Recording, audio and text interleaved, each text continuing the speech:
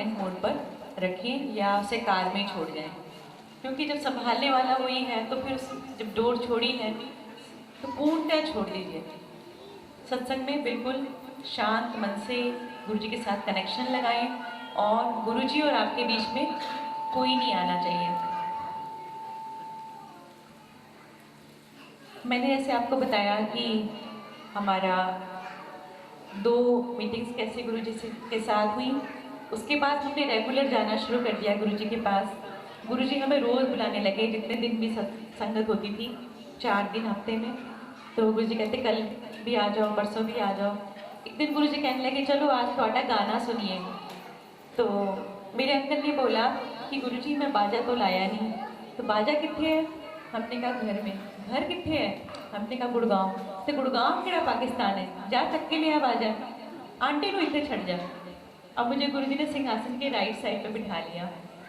तो अंकल मेरे को बहुत गुस्से से देखते हुए गए, क्योंकि एक्चुअली क्या होता था, हम जिस भी बाबा के पास या जिस भी गुरु जी के पास जाते थे, सब हमसे भजन सुनते थे, गाने सुनते थे, कंपोज भी करवाते थे, सीडियाँ भी बनाते थे, लेकिन हमें पे कुछ नहीं करते थे।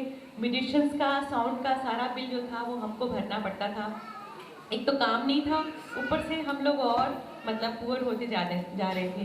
तो इनको लगा कि भी गुरु जी ने भी गाना सुनना शुरू किया है तो यहाँ पर भी ऐसे ही होगा जैसे और जगह होता है। तो उन्होंने मेरे को ऐसे देखा और ये चले गए।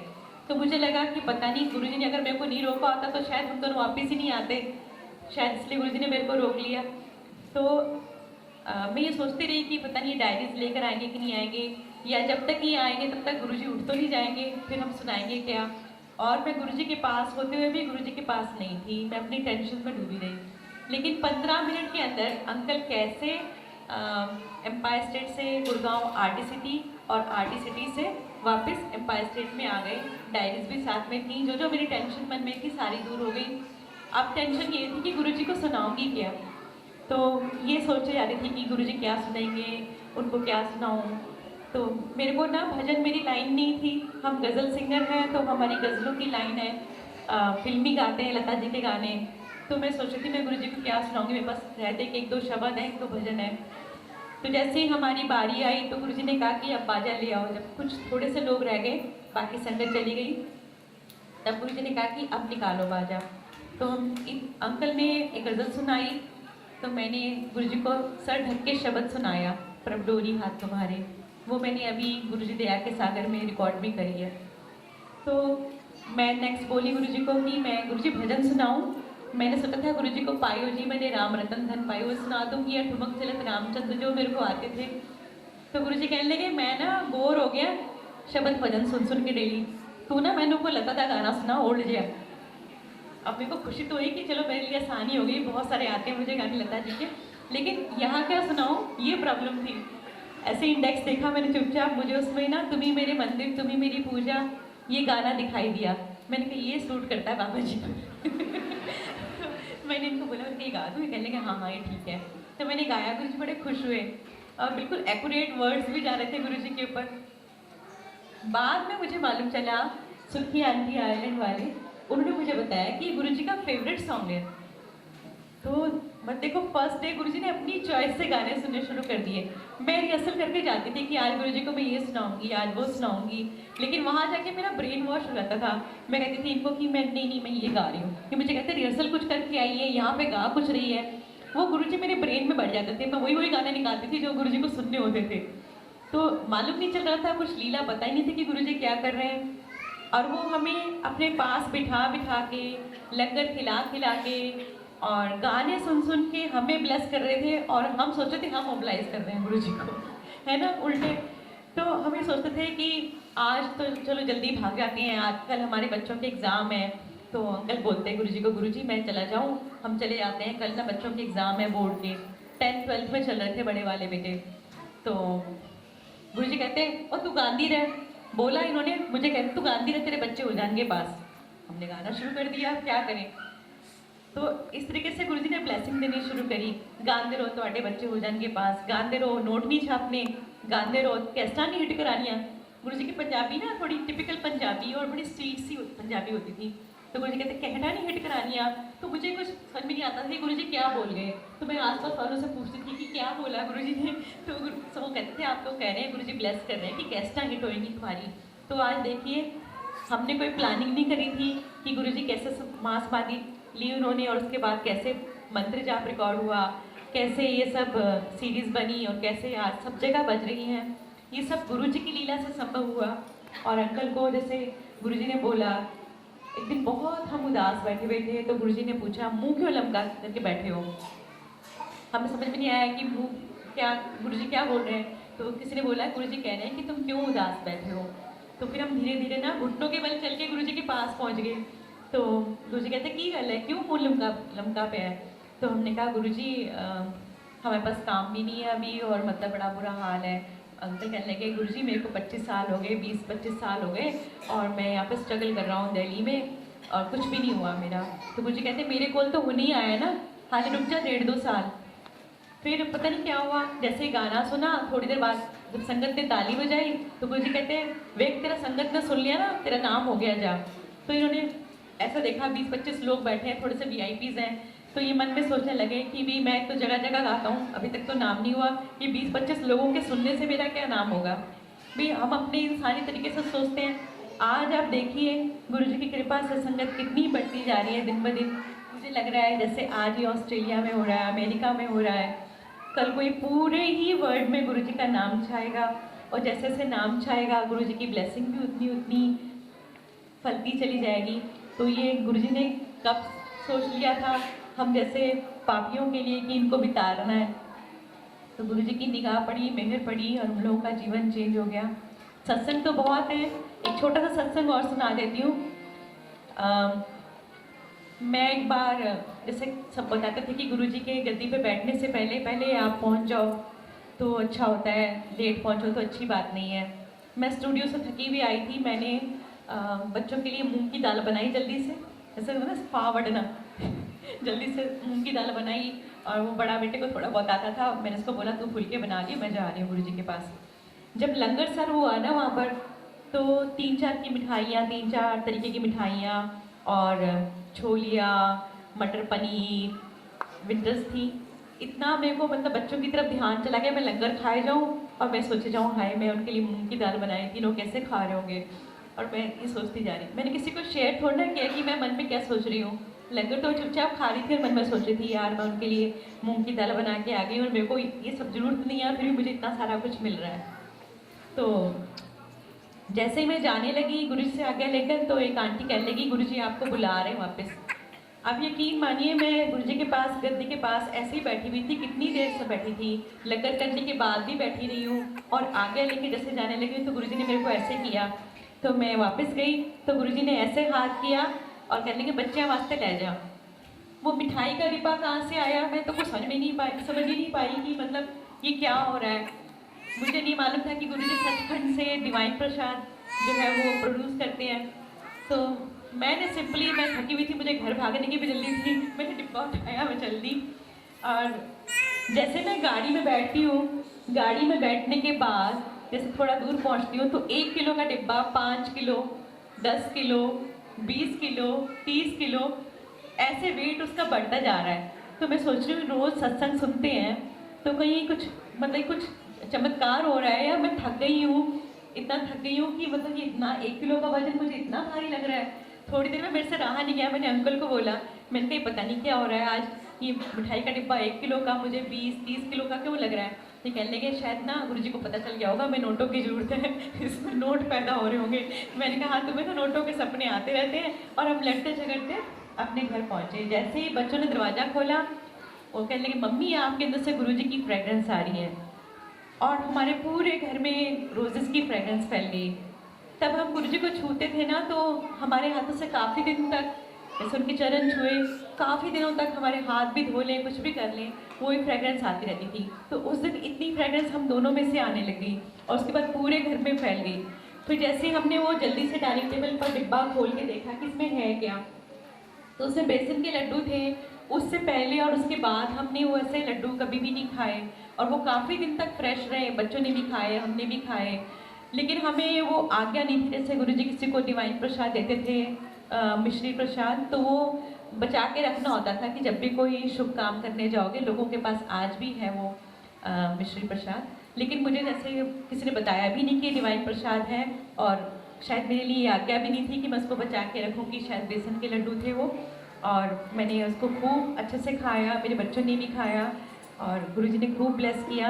तो ये छोटी छोटी बातें कि जैसे हम सोचते हैं कि मैं बच्चों के लिए कुछ बना के नहीं आई, लेकिन गुरुजी को तो पता है ना कि मैं क्या सोच रही हूँ, और गुरुजी ने एकदम झट से वो मतलब मेरी इच्छा पूरी करी। मेरा मुर्शिद ऊंचा असा ऊंचिया लाया तन तन जा ऊंचिया ते ऐसे ही बैलेंस कर दो मेरा किसी जिनानी मियां नाल अपनी छब बनाएगी जो मैं पी के पास गई, जब शब्द देखी पीहू की मैं अपनी भूल गई।